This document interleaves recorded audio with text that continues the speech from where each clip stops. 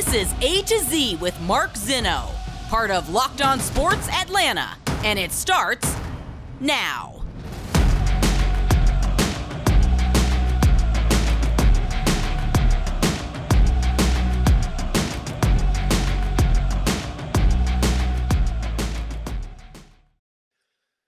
Good afternoon. Welcome to A to Z here on Locked On Sports Atlanta, where today I tell you it looks better than you think. Welcome in. We are live here on this Thursday. Jam-packed show for you guys. Appreciate you joining me. Make sure you give us a follow on Twitter at Locked On ATL. Of course, I'm at Mark Zinno, MarkZinno. Don't forget to subscribe to the YouTube channel. Give a thumbs up to all the content there. We're on Roku TV now. You got that Amazon Fire Stick or wherever you get your Roku TV, download that Roku TV app. Check out Locked On Sports Atlanta every single day, all the shows here on the network. We have a bunch to get to relating to the Falcons, including the fact that we are in late November here, 11 days away from the trade deadline. I'm going to put my crazy GM hat on today and propose some ideas for the Falcons before the end of the show. And yes, I got my Locked On swag that I'm wearing today if you're watching us on our YouTube channel. So I think we can get Locked On swag for you guys. Well, if not, I'll figure out a way to send you some. So anyway, also, I want Braves fans to pay attention. And we have a big picture problem that, may end up working out well for the Falcons. So we got a lot to do here. Appreciate you guys joining us. Again, follow me on Twitter at Mark Zinno, MarkZinno. Okay. Hawks last night opening up against the Houston Rockets. And they get a 117-107 win. It was a game where the Hawks led by as many as 14, dwindled down to as little as 2.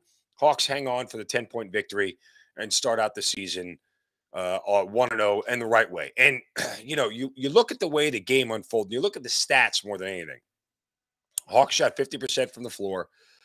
You thought that you would think their three-point shooting might have been a little bit better, just 28%. They were 7 of 25. Great from the free throw line, 20 of 24. Little disconcerting that they got out-rebounded by a considerable margin, 54-38.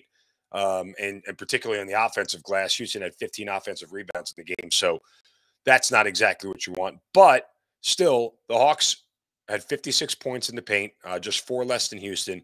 They had 28 points off the fast break. They held on to the ball and did not turn it over. Only had 9 turnovers compared to 16 for Houston. And they played a very sound game, including 12 steals. Defensively, they looked a little bit sharper. They looked a little bit crisper. I think that's fair to say. What was impressive the most, at least for the first time out, is that you had 4 of the 5 starters, not only in double figures, you had 4 of the 5 starters scoring at least 20 points, including newcomer Deontay Murray. Deandre Hunter looked good in his first game with a new contract. He was 10 of 15 from the field and played very well on both ends of the floor. It's kind of what you wanted from DeAndre, with the kind of night you expect him to get. Like, DeAndre has to elevate this year to be a guy who could score in the high teens, 16, 18 points a game. If he gives you a handful of rebounds, 4 to 5, and, 2 or 3 assists, you're great. You had John Collins, who had 24 and 8. He looked good. And obviously Trae Young, not his best shooting night, to say the least. 7 of 22, only 1 of 9 from 3. But that's going to happen on certain nights, and you're going to have guys who pick up the slack, and I think that's what you did have. And by the way, Trae Young and Deontay Murray both played 38 minutes last night. And the only guy who did anything off the bench was Onyeka Okongwu, who chipped in with 13 points and 9 rebounds. That's the kind of effort you're going to see from him on a decent basis. Clint Capella was less than stellar, only 2 points, but did have 8 rebounds. And he was the only starter with a plus-minus in the negative. He was -1. So not exactly his finest effort, but that's okay. So you have this team, and it's only a 1-game sample size, but this is kind of what you thought things were going to look like. This is what you thought things were going to feel like going forward for the team. How much can they sustain it? How much can they keep it going? How much of this will be what we see over the next 81 games of what this team plays like? Now, again, even if you do see this, I'm not saying all of a sudden that this catapults the Hawks into a top 4 seed in the East, but this is what you put together for the reason that you put this together, so you could have this kind of rotation. What I'd really like to see too, more than anything, is how much more of the chemistry we develop with Trae Young and Dejounte Murray on the floor together and what it looks like when Trae Young goes off. We know last year when Trae Young was off the floor, statistically, the Hawks were awful. Offensively, they were bad. They needed him that much in the rotation to be able to be really effective. And with all that said, how much does Dejounte Murray give them a lift when Trae is off the floor, and what do things look like? Again, we have a one-game sample size. It's not anything we can draw any definitive conclusions from, but the initial outset of things looked really good, and you feel good about at least the start and where they go. The Hawks have a very, very tenable schedule here at the outset. If you remember last year, they did not get off to a good start. And they found themselves hovering around that 500 mark, struggling to stay above it, for that matter. Again, they start out 3-3, then they lose 6 straight, then they win 7 straight, and they're right at that 11-10, 12-10 mark. And then it just goes bad over the course of the month of December. And they just seem to be chasing the rest of the way. And they had some tough opponents at the beginning of last year. Not so much the case this year. I think this year they have a much more favorable start. You look at some of the teams they're playing: Orlando, Charlotte, 2 against Detroit. Yes, they get Milwaukee. They'll see Zion, the first week in November. But once you get through the first dozen games, then you'll start to see some beasts in the East, if you will. Philadelphia, Milwaukee, Boston, all coming up. Cleveland will be tough as you get to the thick part of November. But they really could start out in a situation where maybe 8-2 after their first 10 games. That wouldn't surprise me, and they get a lot of the Milwaukee games out of the way early. They play Milwaukee 3 times before November 14th. So let's get the best of what you can against Milwaukee. Maybe you don't get their best and you steal a win here and there. But it was a good night for the Hawks, good start for the Hawks, and one I think that a lot of fans are going to be excited about. Want to switch to this real quick because I think it's worthwhile noting, and I've said this a couple of times, but it bore itself out last night in the ALCS. And I know Braves fans probably aren't watching the ALCS. I know they don't care, and I'm not expecting you to. But if you go and watch last night, the ALCS, it is a perfect reason why the Braves may struggle to win in the postseason, because they are built very similarly to the Yankees. At least their offensive philosophy is. And the offensive philosophy is simply hit a home run. That's how we score. That's how we win. When we hit home runs, we win. When we don't, we lose. And it was furthermore last night, both of the Yankees runs were off a home run. Solo shot by Harrison Bader, solo shot by Anthony Rizzo.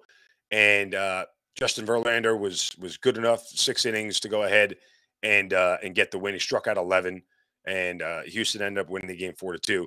And all things considered, Jameson Taillon, the starter for the Yankees, wasn't as bad as I thought he was going to be. But I say all this to say again that I think 19 of the Yankees' 21 runs this postseason have come via the home run. That's not sustainable to win a World Series. And you wonder why the Yankees haven't won one since 2009, because that's the offense philosophy. Be careful about where this team is and how they're constructed and the bats that they have in the lineup and how much they can bop the ball for 162 games.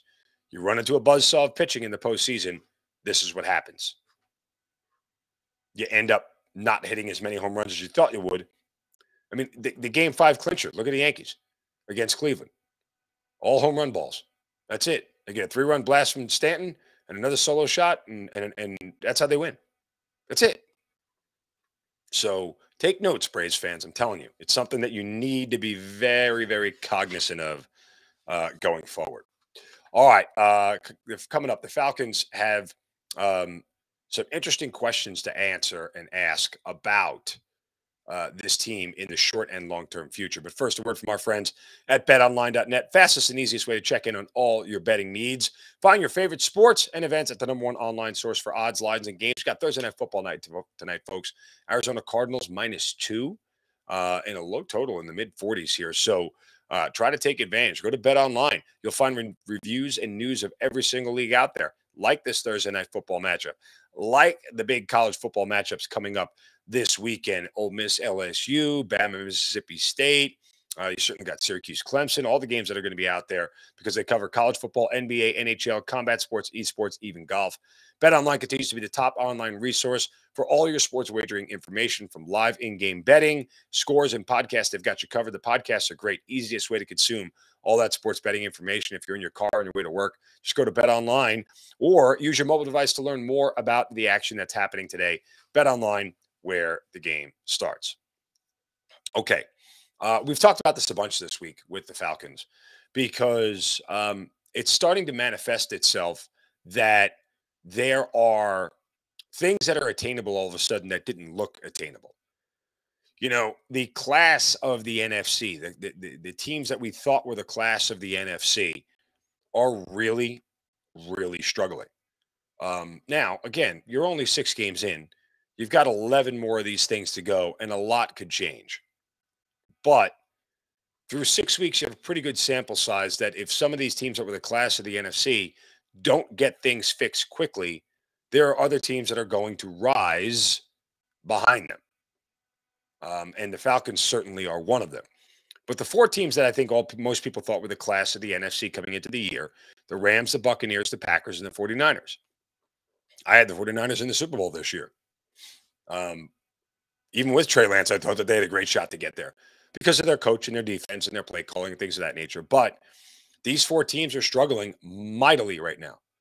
Mightily. And they've opened the door for other teams to get in, particularly, again, Atlanta. And just look at those records of the 4 teams that we're talking about. Packers are 3-3. Buccaneers are 3-3. Niners are 3-3. Rams are 3-3. A lot of 3-3s out there. They've played mediocre football, which is why they are where they are. And oh, by the way, of those teams, the Niners are the only team. The Niners and the Buccaneers are the only teams with a positive point differential, which is always a good indicator of how well you're playing. Now, should the Falcons be able to take advantage, because they're also 3-3?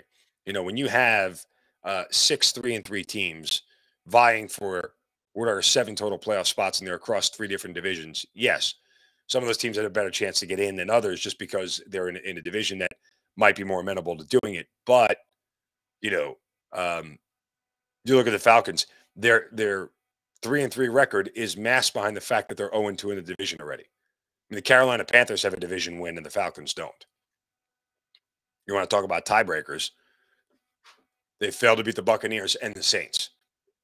You know, beating the Bengals this week is nice, but, you know, it's one of those deals where, I mean, hypothetically speaking, if the Saints win on Thursday Night Football tonight and the Falcons lose to the Bengals, both teams are 3-4, yet the Saints would be above the Falcons because they have a head-to-head win over them. That's kind of, you know, the nature of the situation. But if the Falcons turn around and get into a playoff discussion, and we've touched on this earlier in the week, what do you do with Marcus Mariota going forward? How much can you look at him and wonder if he is a long-term solution for this team? Is that fair to wonder if he's a long-term solution for this team? Because if he's good enough to get you to the playoffs, you have to wonder if he's good enough to stay here long-term. And again, you have Desmond Ridder. We all thought that there was going to be a host of quarterbacks coming out in this next year's draft and that they would have an opportunity to go out and get one. All that changes the way Marcus Mariota continues to play, continues to be a net positive for this team, and continues to keep this team in games that a lot of people don't think they should have been.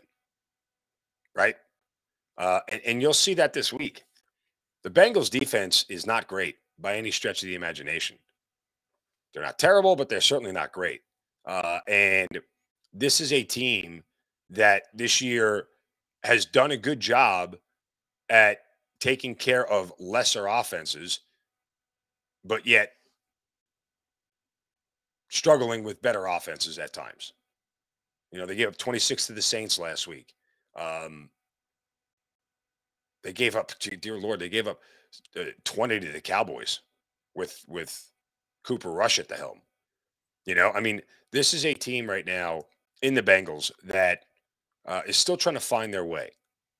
And I think the Bengals were primed for regression this year. I didn't think that they were a team that was going to get back to the AFC title game or anything like that.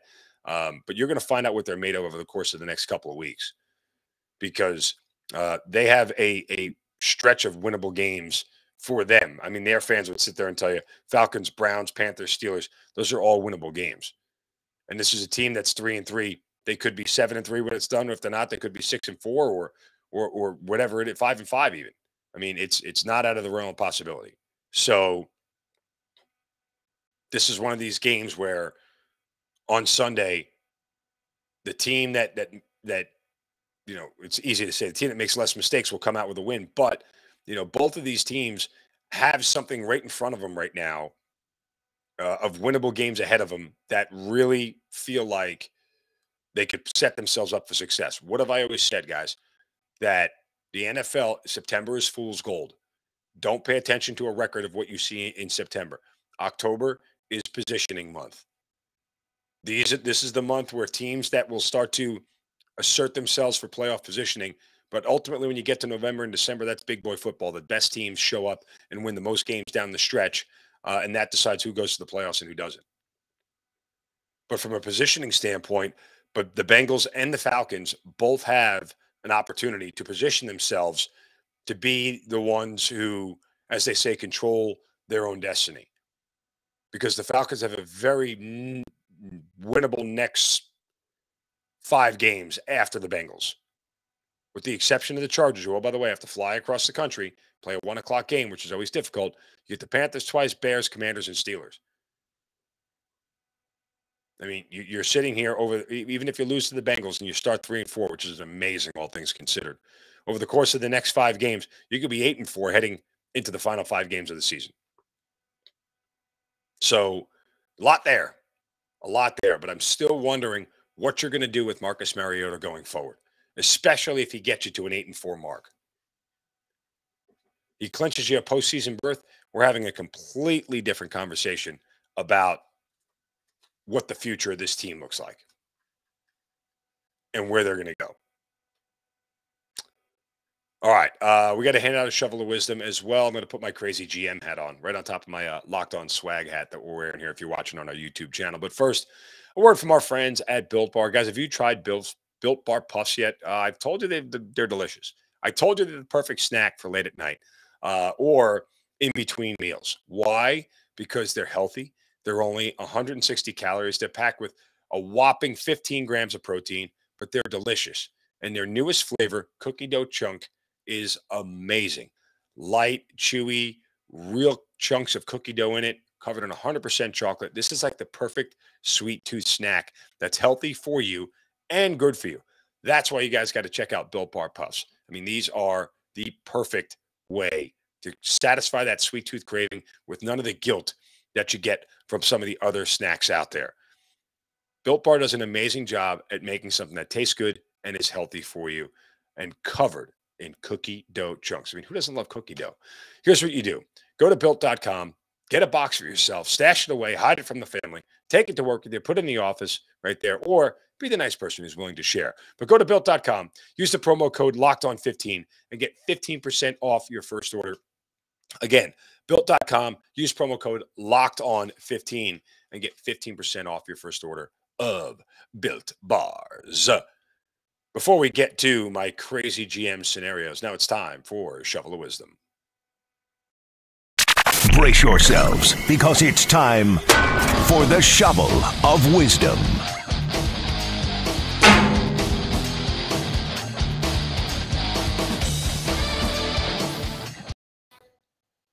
You know how we do it. Every day we got to set somebody straight for saying or doing something stupid.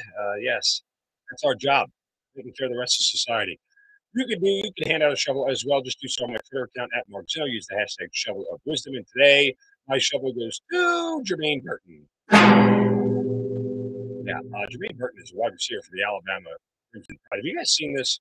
I'm like a day late on this and seeing this, but it was just I was doing some of my handicaps for college football, looking over the Alabama Mississippi State game, and then I didn't realize that Jermaine Burton might not be playing this weekend because in the melee that ensued after Tennessee beat Alabama 52-49 at Neyland Stadium when all the fans were on the field, Jermaine Burton appears to be on video striking a female fan who was running on the field. Yeah, Nick Saban said, we are aware of the situation with Jermaine Burton, who was exiting the field. We are currently working to gather more information. Emily Isaacs is the youngest female name. She posted a video on our TikTok account that's now been taken down. But it says, Jermaine Burton smacking me in the head while walking past him after their loss Saturday. Thumbs up emoji with the hashtag ouch. Yeah. The SEC took the ever clever stance of, we told you so. This is why we have these don't rush the field fines and policies. Yeah, it's great. Thanks. We understand it's a recipe for disaster. We also understand don't be a D-nozzle, okay, and hit a fan walking off the field. It's one thing if a fan bumps into you and running on the field and you want to push them back. We all kind of feel like, hey, fans shouldn't be there. Don't touch the players. We're all good with personal space. But you reaching out, and the video looks pretty clear, at least the still shots you've seen of Burton's arm extended and whacking her upside the head. I don't know what they're going to do, how they're going to punish him, whether they're going to suspend him, sweep it under the rug or whatever, but it's a bad look all around.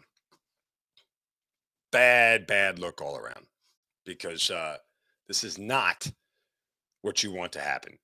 And Alabama can't afford not to have anybody on the field right now. They have some problems. They need all the help that they can get. I mean, they genuinely do at this point in time. So not a good look for the Alabama Crimson Tide or Jermaine Burton, to say the least. Okay. This is going to be fun and interesting. You guys know me. If you've ever listened to A to Z in any of the variety of outlets where you found A to Z throughout my tenure here in Atlanta, I say that both jokingly and like, wow, hang on to a job, guy. Anyway, I love playing crazy GM. I love putting scenarios out there for fans to chew on, for fans of the team to either tell me I'm nuts or tell me, hey, that might have some legs to it. Well, again, with the trade deadline looming, the Atlanta Falcons will have 2 more games before the November 1st trade deadline. Let's just say, for argument's sake, for fun, that the Falcons win those 2 and they are 5-3. Okay. To this point, you can look at this team objectively and figure out where the holes are. Look, the biggest hole you could argue is that offense at quarterback, just because of the way their passing game is and the way their run game is and how effective their run game is, how limited their pass game is. But you're not going to trade for a quarterback midseason. That just never happens, right? It's just not something anybody's going to do. So we know that's off the table. And now I'm not, at this point, I'm not even saying you should move off Mariota. He's been effective enough. Hasn't been great, hasn't been sexy, but he's been effective enough, as we just talked about. Where else can you make some improvements? Well, the running game is good. Doesn't matter who's back there. We know that's good. Certainly don't need anybody at wide receiver or pass catcher. We've got all that. Could you argue the offensive line? How can you run for 170 yards a game and complain about the offensive line? Okay, so that takes care of the offense. Let's flip to the other side of the ball. Well, you can always use more corner help and more safety help. Falcons are banged up a little bit there. But those guys are, hard to come by. And they're expensive. And they're going to require a lot in trade bait and everything else. At defensive line, again, you could find some older guys to supplement there. I think that's absolutely a option, depending on who's available. But what is the most critical part of Dean Peace's defense? You've heard me tell you this before. Linebacker.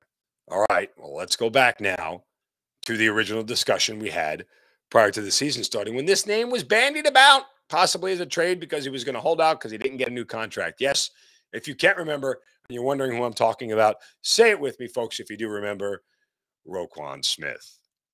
Now, Roquan Smith did not get a new contract from the Chicago Bears. He showed up. He is under contract at a $9.7 million cap hit this year. It's a little bit steep, but half of that has been paid because it's a game-by-game thing. You don't have to pay for the entire season salary, and the other team did it. You trade for what's left of the salary. Does that mean it's easy for the Falcons to get him under the cap? Probably not. It's going to require some maneuvering. But that said, if you picked up the phone right now or in 2 weeks And all for the Bears who are out of it, right? And oh, by the way, you're going to play them in November. That's going to be fun. But if you offered the Bears, let's just say for argument's sake, second rounder and a fifth rounder for Roquan Smith. Why are you not getting a first round? Because he's not under contract, and they'd still have to negotiate with him and keep him. So essentially, he could be a hired gun. Even at that, I would even just do the second round and see what they say. Because the chances of you accept, I mean, theoretically, you could just franchise him and hold on to him for one more year. So you do have some semblance of not just a hired gun and a rental moving on. But imagine Roquan Smith in the middle of this defense. The one area you could fix, the Falcons defense has been very bend, don't break. But imagine when you add a guy like that, who not only can rush the passer, but he's an incredible tackler and a smart guy, and he is a multi-year building block if you can extend him long-term. If you're a playoff team, adding a Roquan Smith is a huge deal. Now, I'm curious to see how aggressive the Falcons would be at the deadline here, but just think objectively about Roquan Smith in the middle of that defense. Oh, by the way, doesn't Lorenzo Carter and Roquan Smith play together, if I recall that correctly? Team up some old UGA teammates. All the Georgia fans would love it. They would love it. Just bring all the Bulldogs home, right? Just imagine what would happen if you could pull off a deal like that. I think the defense gets instantly better. And you say, what about Michael Walker and all the other guys? Yeah, what about them? Roquan Smith's a better player. Your job as a GM is to accumulate talent, as much talent as possible. Dean Pease can figure it out. Guess what? Dean Pease made it work for Ray Lewis and Bart Scott. Dean Pease made it work for Teddy Bruschi and whoever else was in the middle there. I think it was, God, who played alongside Bruschi? I'm trying to remember. But you get the point. Dean Pease will make it work. Dean Pease will be like, okay, fine. We're having a piece like Roquan Smith. Sure, Michael Walker can do what he does. Roquan Smith can rush the passer. There's just infinite options. Infinite options. So it is a very, very fun game to play for me. I know I'm crazy. That's why we call it Crazy GM. But imagine them pulling that deal off for Roquan Smith. You want to be a playoff team? That's a dude right there. That's a dude. And everybody knows it. Everybody knows it. All right, that'll do it for us here on A to Z today on this Thursday. Again, give us a follow on Twitter at LockedOnATL. I'm at Mark Zinno. Don't forget, we are on Roku TV as well. I want to thank you guys for making Locked On Falcons your first listen every day. Aaron Freeman does such an amazing job with that. Make sure you guys check it out. But make sure you also check out NFL Key Predictions every Friday at Locked On NFL. Locked On's local experts give you the inside scoop on the 5 biggest games of the NFL weekend, including Sunday and Monday Night Football, plus betting advice from the field's leading betting experts at BetOnline. You guys know we love them. Follow NFL Key Predictions every Friday on Locked On NFL. It's available on the Odyssey app, YouTube, and wherever you get your podcasts. Don't forget that this show, A to Z on Locked On Sports Atlanta, is free on YouTube and wherever you get your podcasts. Give a thumbs up and subscribe to the YouTube channel. And don't forget to follow us on Twitter at LockedOnATL, at Mark Zinno, MarkZinno. You guys have a wonderful Thursday. Don't take any crap from anybody. See you tomorrow. Have a great day.